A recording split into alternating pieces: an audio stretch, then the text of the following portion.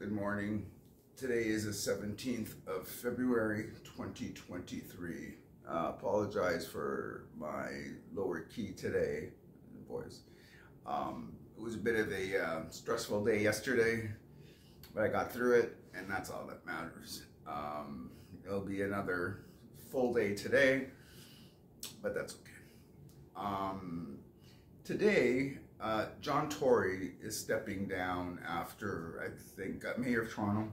He's been on the job for 8 years. I think he's been in politics for a lot longer than that. I'm 15, not 100% sure.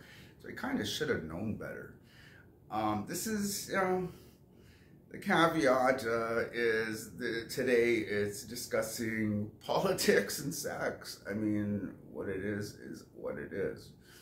Obviously, he's stepping down because he was found out to be having an affair with a staffer.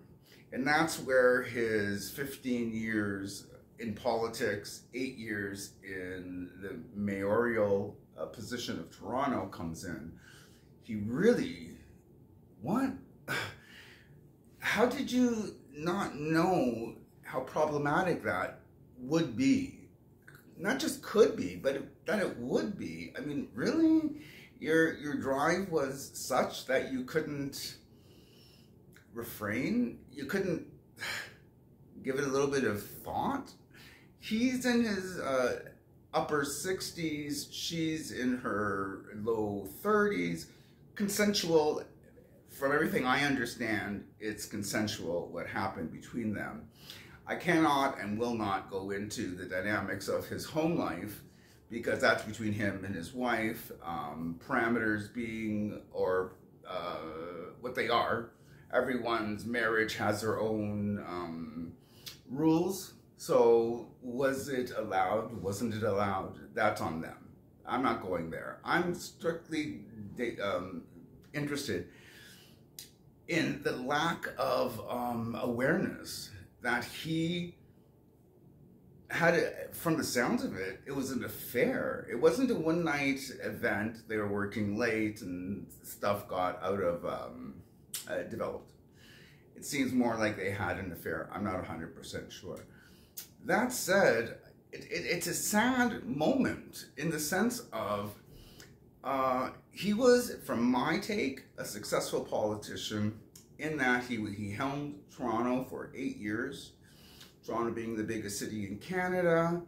If I'm understanding the stats right, over or about 1/6 of the population of Canada is in Toronto. So I mean, the way Toronto goes, so goes the nation in a way. And as a centralist, I'm guessing he was center to right, but to be successful, in my opinion, politician in Ontario, in Canada in general, you kind of need to be a center. You need to be in the center, and then you lean one way or the other, and you try to take the people with you with your direction. That's just my 2 cents. That's how I viewed him. I thought I probably would not have voted for him. I had the opportunity to vote for him, and I passed when he was leader of the opposition in Ontario. But I'm fair. Like, he was elected, and now I can, by his track record, Toronto being a prosperous city, that's on him. It's on his watch. Kudos to John Tory for running the city well. Seems like he probably would have been reelected if he would not have had this lapse of judgment. I'll say this though, at least another leader of the opposition, Patrick Brown, when he was stumbled onto his own sexual proclivities, he ended up having to run.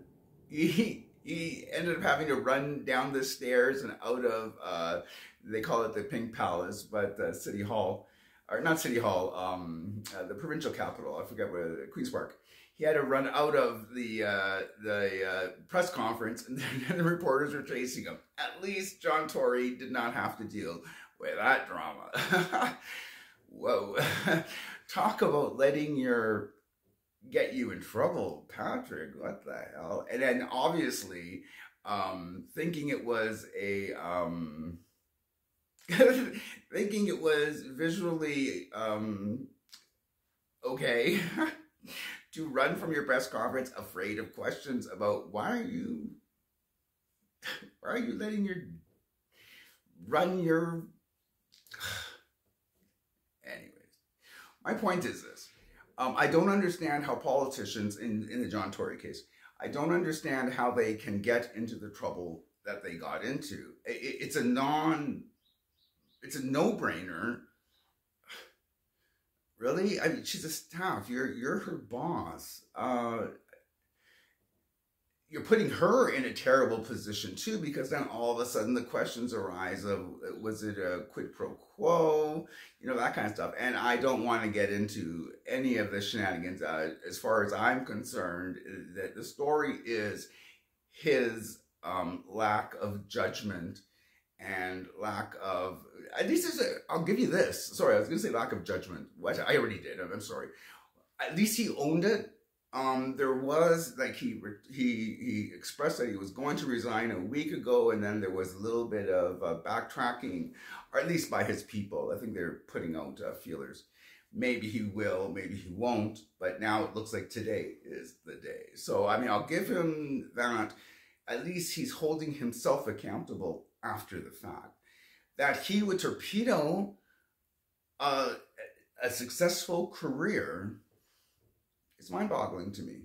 It's like I'm a little bit surprised that someone with his political prowess would have allowed this to take him down.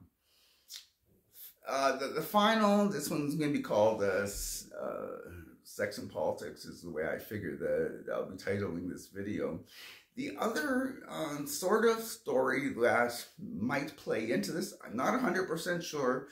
I'm looking over the pond to Scotland. Nicola Sturgeon has just stepped down. Now, I don't understand. I follow UK politics. Obviously, you know my opinion of Liz Truss. She was very entertaining.